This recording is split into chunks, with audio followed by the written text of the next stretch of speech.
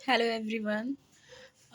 आप सबका स्वागत है मेरे चैनल पे एस्पायरेंट्स यूपीएससी। तो आज हम 17 फरवरी के द हिंदू को डिस्कस करेंगे इसमें, और क्या क्या इंपॉर्टेंट मैं आपको ये बताती हूँ। एक ये first NATO US sceptical of Russian troop pull out, ये इंपॉर्टेंट है बहुत ज़्यादा।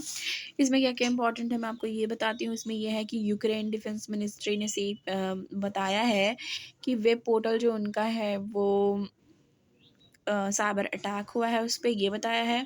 ठीक है। दूसरा ये है कि जो यूएस के प्रेसिडेंट है जॉय बाइडेन, उन्होंने ये बोला है कि 1,50,000 रशियन जो ट्रूप्स हैं वो यूक्रेन के बॉर्डर पे हैं, और उन्होंने ये बताया है कि वॉशिंगटन ने अभी ये नहीं बोला है कि ये वेरीफाइड नहीं किया है कि कोई भी वहाँ से पुल आउट हुआ है। ठीक है। अब इसमें इंडिया का देख लीजिए, तो इंडिया का क्या है कि इंडिया ने इमरजेंसी फ़ोन नंबर स्टूडेंट और प्रोफेशनल्स के लिए जारी किया है यूक्रेन में, जो यूक्रेन में है इस समय इंडिया के। और एमईए जो है अपनी ऑफिशियल्स हैं जो वहाँ पे, उसमें से जो है अरिंदम बागची, उन्होंने कहा है कि एक यूक्रेन बेस्ड इंडियंस जो हैं और जो उनके रिलेटिव्स हैं वहाँ तक रीच आउट करने की कोशिश की जाएगी। तो ये फर्स्ट पेज पे ये इम्पॉर्टेंट एक न्यूज़ है। ठीक है, आप इसको पढ़िएगा और मैं आपको दूसरा बताती हूँ। मैं एडिटोरियल वाले पेज पे आ चुकी हूँ, और एडिटोरियल आपको पता है मेंस पर्सपेक्टिव से बहुत ज़्यादा इंपॉर्टेंट है। तो इसमें ये वाला बहुत ज़्यादा इंपॉर्टेंट है, टेनुअस टैग आरबीआई से रिलेटेड है, ये इसको पढ़ लीजिएगा। दूसरा ये है case for more federal judiciary, ये बहुत ज़्यादा इंपॉर्टेंट है। ठीक है। इसमें यह है कि इम्बैलेंस जो है मतलब है, उस पर सुप्रीम कोर्ट ने क्या बोला है। ठीक है। एम्पावरिंग हाई कोर्ट अगेन, तो ये सब के बारे में है, ये आप पढ़ लीजिएगा, एडिटोरियल वाले चैप्टर पे है। और एडिटोरियल वाले ही पेज पे दो और है, साइन ऑफ पीस और after the budget crypto signal India await reform, ये भी एडिटोरियल वाले पेज पे ही है। इसके बाद आप पेज नंबर 10 पे आ जाइए। इस पे ये इंपॉर्टेंट है, India lack solar waste handling policy. ठीक है, इस पे आप आ जाइए। इसमें क्या है कि IREN ने जो है उसने एस्टिमेट किया है ग्लोबल फोटो वोल्टाइक वेस्ट, ठीक है, will touch 78 million tons by 2050। ये कहा जा रहा है कि ये टच कर जाएगा 78 मिलियन टन्स, कब तक? 2050 तक। ठीक है। इसके बाद क्या इंपॉर्टेंट है ये देखिए, जो IREN है उसका फुल फॉर्म क्या है, the international renewable energy agency. ठीक है, आपको ये पता ही होगा पहले से। फिर उसके बाद इधर देखिए, आपको दिख रहा होगा लेफ्ट साइड में है, India currently consider solar waste a part of electronic waste and does not account for it separately. ठीक है, तो उसको कंसीडर करती है currently part of electronic waste, solar waste को। ठीक है, सेपरेटली नहीं काउंट करती थी। और आप MNRE जो दिख रहा है उसका full form minister for new and renewable energy. ठीक है। अब इसके बाद आप इधर आ जाइए, यहाँ पे है सोलर ई वेस्ट के बारे में है। ठीक है। अब सेम आर्टिकल में अब ये बताया जा रहा है कि जो आप देखेंगे कि जो इंडिया ने सेट किया है टारगेट। ठीक है, टारगेट इंडिया ने सेट किया है 100 gigawatt of solar power bye 2022 चल रहा है। 100 गीगावाट का अपना टारगेट सेट किया गया था पानी के लिए, और इसी साल। अभी इसके आगे क्या है कि हाँ, तो आप इधर देखेंगे इसमें है कि जो ये गीगावाट है वो जनरेट किया जाता था ग्राउंड माउंटेड प्लांट से। ठीक है, प्लांट होता था। और 4.4 गीगावाट जो होता है वो रूफ टॉप सोलर से आता था।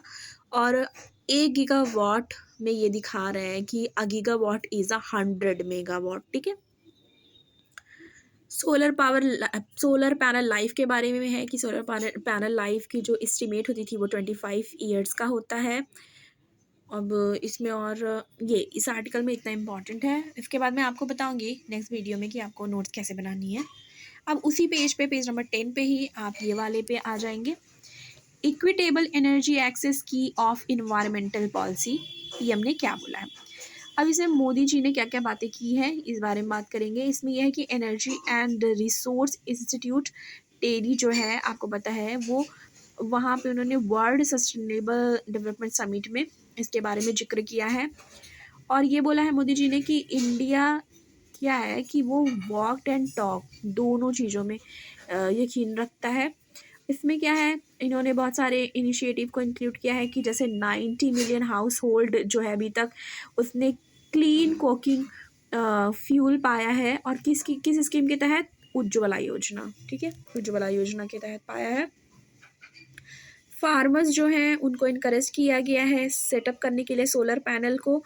और ये किस स्कीम के तहत? पीएम कुसुम स्कीम के तहत ये है कि सोलर पैनल करने का। फिर उसके बाद जो प्राइम मिनिस्टर जी ने ये डिस्कस किया है एलईडी बल्ब से रिलेटेड डिस्ट्रीब्यूशन स्कीम जो आई थी।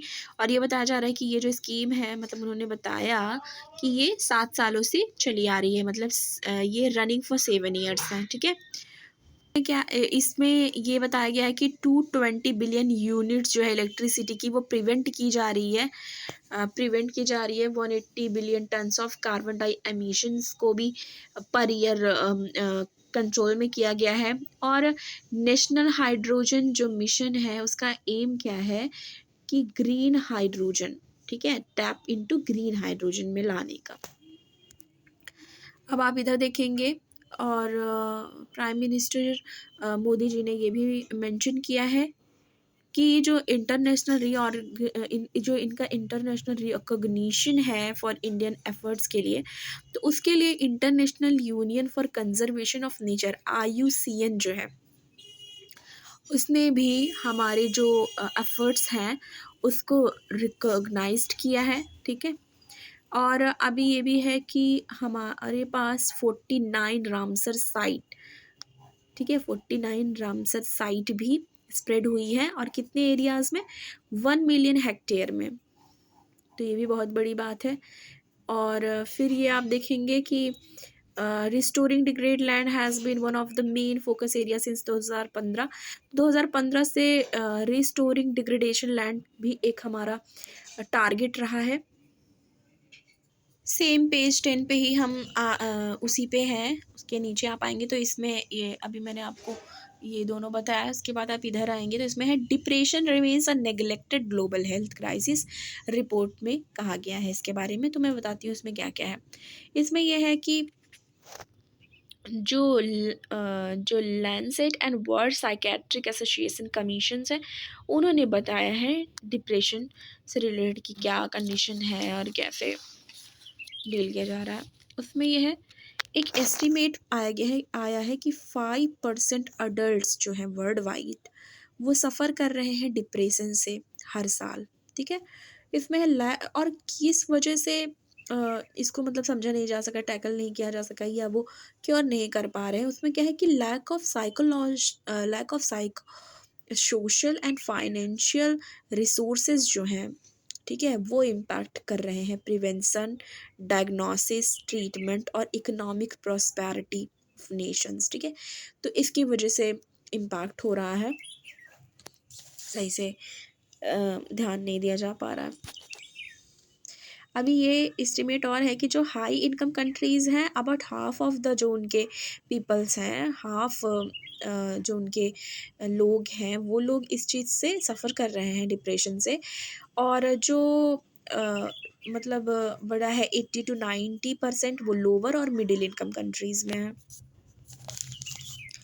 पैंडेमिक का भी इन्फ्लुएंस रहा है डिप्रेशन में कि कोविड-19 जब आया उसके बाद बहुत ज़्यादा हार्डशिप हो गया। ठीक है, लोगों को आइसोलेशन में जाना पड़ा, अनसर्टेनिटी आई, उसके चलते भी बहुत सारे लोग डिप्रेशन में गए। उनकी जॉब चली गई या वो पढ़ रहे थे, वहाँ पे क्लासरूम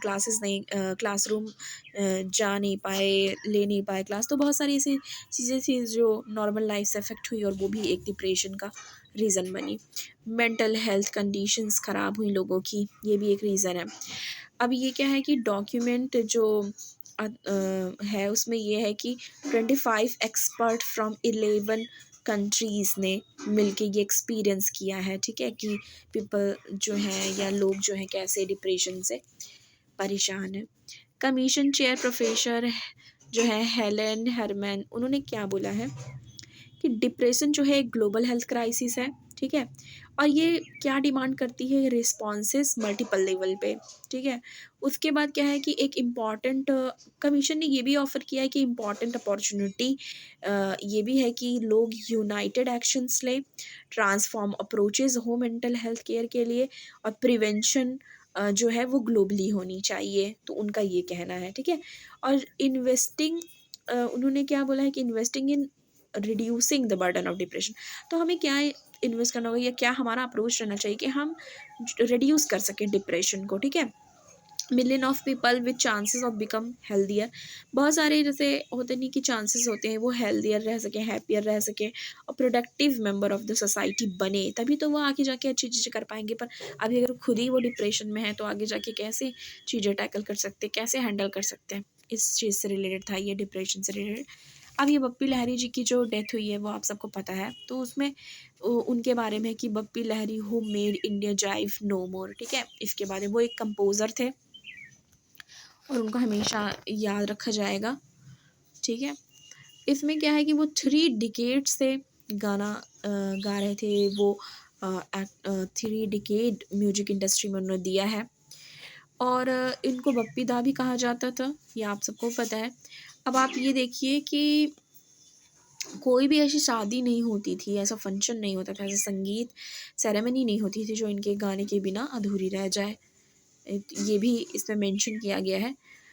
और ये गाना इनका बहुत फेमस था, बम्बई से आया मेरा दोस्त, ये फ़िल्म थी आपकी खातिर, ठीक है, 1977 में आई थी। जिम्मी जिम्मी आजा आजा, ये वाला गाना भी बहुत ज़्यादा फेमस है डिस्को डांसर से। संग और यही मेंशन है कि संगीत सेरेमनी वगैरह में इनके गाने बहुत ज़्यादा बजते थे, और कोई भी संगीत सेरेमनी कंप्लीट नहीं होती थी इनके गाने के बिना। और ये एक गाना है मुझे नौलखा मंगा दे रे, ये शराबी फ़िल्म का इनका आया था, वो भी बहुत ह्यूज हिट था। और इनके बहुत सारे ऐसे गाने हैं जो बहुत ज़्यादा हिट गए थे, ठीक है। और आप ये देखें, कोई यहाँ आहा नाचे नाचे रामबा हो, जैसे मेरे जैसे जैसी हसीना, झूम झूम बाबा, जवानी जाने मन, जूबी जूबी, ये सब इनके हिट्स गाने थे, इसमें मेंशन है ये चीज़। और ये तमिल और तेलुगु गाने भी इन्होंने गाया है और हिट्स दिए हैं। और ये जो है, ये जो इंडस्ट्री में थे, जो गाते थे, इनकी वाइफ़ जो हैं चित्रांगी, इनकी बेटी रीमा, और इनका सन जो था बप्पा, ये लोग भी मतलब बहुत ज़्यादा साथ में इनके गाने गाते थे, बहुत ज़्यादा फ़ोकस्ड रहते थे, ठीक है, एज़ अ कंपोज़र, और साथ में काम करते थे। तो ये भी एक है इनके बारे में।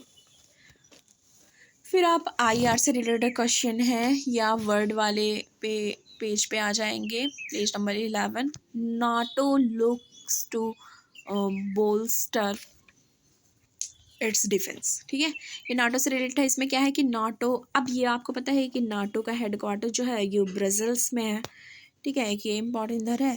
दूसरा ये है कि 500 ट्रूप्स जो है यूएस ने डिप्लॉय किया पोलैंड में एंड रोमानिया में, ब्रिटेन ने 100 ऑफ सोल्जर पोलैंड में भेजा है। तो मतलब ऐसे ऐसे है कि लोग कैसे सपोर्ट कर रहे हैं। अभी आपको पता है कि मुद्दा चल क्या रहा है, रसिया और यूक्रेन के कॉन्फ्लिक्ट का। अब ये जो नाटो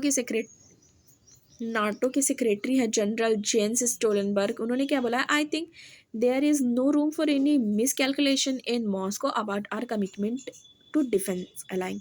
तो ये बोल रहे हैं, इसके बारे में आप ये देख लीजिए, इम्पॉर्टेंट है। और हाँ, तो मतलब आप ये देख सकते हैं कि यहाँ पे वहाँ के जो ब्रज़ल्स में नाटो का जो हेडक्वार्टर है वहाँ मिले हैं और डिस्कस किए हैं। एक ये भी इम्पॉर्टेंट है, चाइना स्लैम क्वाड एक्यूस, ये भी बहुत ज़्यादा इम्पॉर्टेंट है आईआर के पर्सपेक्टिव से। तो आज के लिए इतना ही। अगर आपको मेरा चैनल अच्छा लगा हो तो लाइक करिए, चैनल को सब्सक्राइब करिए। Thank you.